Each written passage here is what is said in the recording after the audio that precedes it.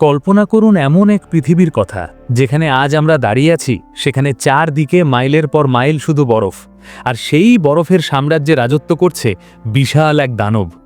আপনি কি মনে করেন তারা কেবল রূপকথার কোনো চরিত্র? একদমই না।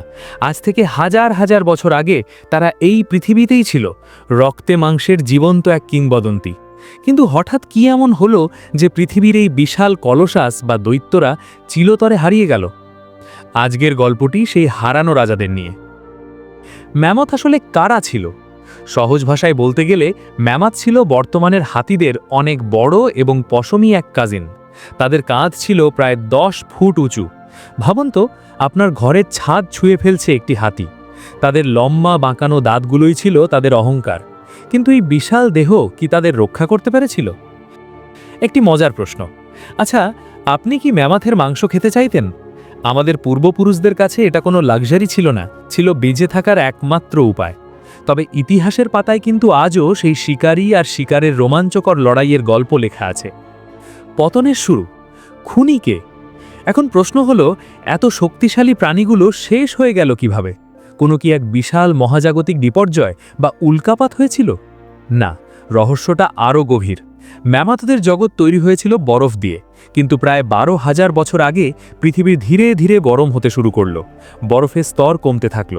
ম্যামথরা ছিল শীতের রাজা, কিন্তু গরমের নতুন এই পৃথিবীর সাথে তারা খাপ খাওয়াতে পারল না। যেখানে ঘাস ছিল সেখানে বন হয়ে গেল।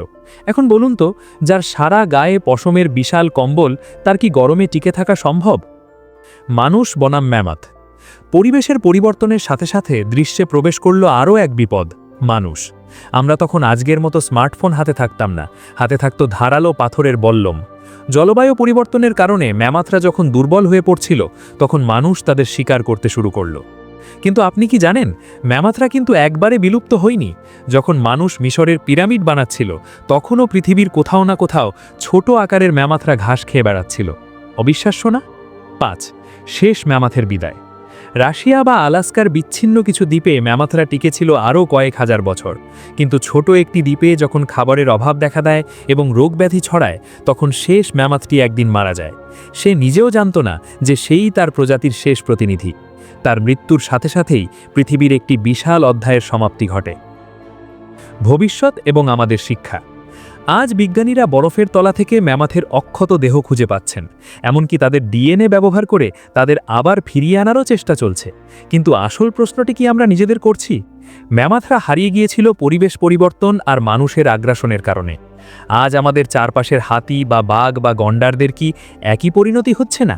আমরা কি চাই আমাদের ভবিষ্যৎ প্রজন্ম আমাদেরও কোনো মিউজিয়ামে গিয়ে দেখুক? ইতিহাস কেবল অতীতের কথা বলে না, এটি বর্তমানের আয়না। ম্যামথদের এই গল্পটি যদি আপনাকে একটু হলেও ভাবিয়ে থাকে, তাহলে আমাদের সাথে এই যাত্রায় যুক্ত থাকুন। আমাদের চ্যানেলে আমরা এমনই সব রহস্য আর রোমাঞ্চকর ইতিহাস নিয়ে আলোচনা করি। পরবর্তী পদক্ষেপ হিসেবে আপনি কি ম্যামথদের পুনর্জন্ম বা ডিএনএ ক্লোনিং নিয়ে আরও জানতে চান? কমেন্টে আমাকে জানান।